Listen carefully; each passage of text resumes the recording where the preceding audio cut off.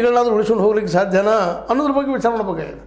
ಹಾಗಾದ್ರೆ ನೀವಿದ್ದಾಗ ನಿಮ್ಮ ಅಪ್ಪ ಅವರನ್ನ ಇದ್ದಿದ್ರು ಆಗಿದ್ರು CM, ಆ ಸಂದರ್ಭದಲ್ಲಿ ಯಾಕ್ರಿ ಗ್ಯಾರಂಟಿಗಳನ್ನ ನೀವು ಕೊಡಬಾರ್ದಾಗಿತ್ತು? ಮಾರ್ಕೆಟ್ ಡೌನ್ ಯಾಕೆ ಮಾಡಬಾರ್ದಾಗಿತ್ತು? ನಿಮ್ಮ ಡಬಲ್ ಇಂಜಿನ್ ಸರ್ಕಾರ ಇತ್ತಲ್ರಿ, ಆಗೂ ಮಾರ್ಕೆಟ್ ತುಟ್ಟಿ ಆಗಿತ್ತು. ಆದರೂ ಇವತ್ತು ಆರೋಪ ಮಾಡ್ತಾ ಇದ್ದೀರಿ ಅವ್ರಿಗೆ. ಮಾಡಿರಿ, ಅದು ನಿಮಗೆ ಸಾಧ್ಯನಾ ಬೆಲೆ ಇಳಿಸೋದು ಅಂತ. ಎರಡನೇದು ಮಾತಾಡ್ತಾರೆ ಮತ್ತೊಂದಿನ ಲಂಚ. ಕೋವಿಡ್ದಾಗೆ ಲಂಚ ಹೊಡೆದ್ರಿ. ಸ್ವತಃ ನಿಮ್ಮ ತಂದೆಯವರು ಇದ್ದಿರಲ್ರಿ ಆ ಸಂದರ್ಭದಲ್ಲೇ. ಇವತ್ತು ಆಯೋಗ ಐತೆ ಡಿ ಗುಣ ಅವ್ರದ್ದು, ಸಾಕಷ್ಟು ಡಾಕ್ಯುಮೆಂಟ್ಸ್ ಹೊರಗೆ ತೆಗಿತಾ ಇದ್ದಾರೆ. ನೀವು ಸುಳ್ಳಲ್ಲಿ ಅಡ್ಡಿ ಇಲ್ಲ, ಅದು ನಡೆದು ಸುಳ್ಳೇನು? ಲಂಚ ಅವತ್ತ ನಡೆದು ಸುಳ್ಳೇನು? ಅನೇಕ ಜನ ಸತ್ತಿದ ಸುಳ್ಳೇನು? ಆ ಸಂದರ್ಭದಲ್ಲಿ ಕೋವಿಡ್ದಲ್ಲೇ ನಿಮ್ಮ ತಂದೆಯವರು ಗಣಿ ವ್ಯವಹಾರದಲ್ಲಿ ಕೂಡಿದ್ದು ಸುಳ್ಳೇನು? ಸಂತೋಷ್ ಹೆಗಡೆ ಅವರು ಹೇಳಿದ್ದು ಸುಳ್ಳೇನು? ಜೈಲಲ್ಲಿ ನಿಮ್ಮ ತಂದೆಯವರು ಬಿದ್ದಿದ್ದು ಸುಳ್ಳೇನು?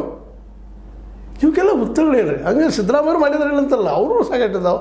ಅರ್ಕಾವತಿ ಇರ್ಬೋದು, ಮತ್ತೊಂದು ಇರ್ಬೋದು, ಎಲ್ಲ ಅವರು ಸಜ್ಜನ ಅಂತ ಹೇಳ್ತಾ ಇಲ್ಲ. ನೀವು ಯಾವ ಅದರ ಮೇಲೆ ಅವ್ರು ಟೀಕಾ ಮಾಡ್ತೀರಿ? ನಿಮ್ಗೇನು ನೈತಿಕ ಹಕ್ಕದ ಅವ್ರನ್ನ ಟೀಕಾ ಮಾಡುವಂಥದ್ದು ಅಂತ ಅಂತರ ಹೇಳ್ತಾ ಇದ್ದೀರಿ. ವಸೂಲಿದಂತೆ ನಿಮ್ಮಲ್ಲೂ ಇತ್ತಲ್ಲಿ ವಸೂಲಿದಂತೆ ಇರಲಿಲ್ಲ. ವಸೂಲಿ ಇಲ್ಲದಂಥ ಒಬ್ಬ ಶಾಸಕ ಹೆಸರು ಹೇಳ್ರಿ ನೋಡೋಣ, ಧೈರ್ಯ ನಿಮ್ಮ BJPಗಿರಲ್ಲ.